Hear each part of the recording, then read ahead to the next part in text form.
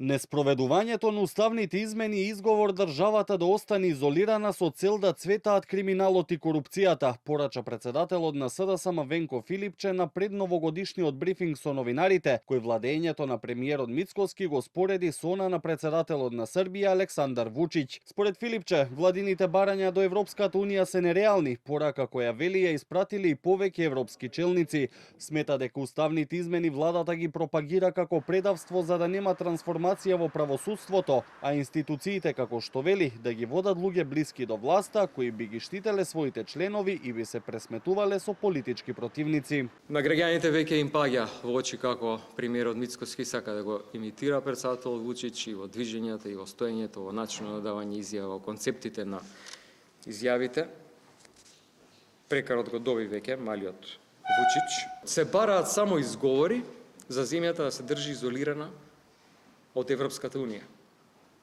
Не постои друго објаснување кога на сите веќе им е јасно дека нивните барања се практично нереални и се само причина да не се направи чекорот напред кон Европска унија. Зошто е запрен процесот?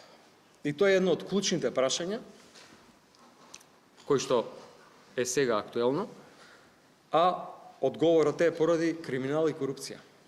И ништо друго. Прашан дали го познава Тома Аврамски, кој ВМРО ДПМН го посочи како поранешен соработник на Заев и кој наводно потврдил дека екс-премиерот во Дубај правел 42 катница, Филипче рече никогаш не го запознал и дека како и со златната виза се прави обид за дефокус на јавноста од реалните проблеми. Да не дефокусираат кујните на ВМРО ДПМН. Златна виза, обична хартија, виза јас имам виза за многу други земји. За многу други земји имам виза.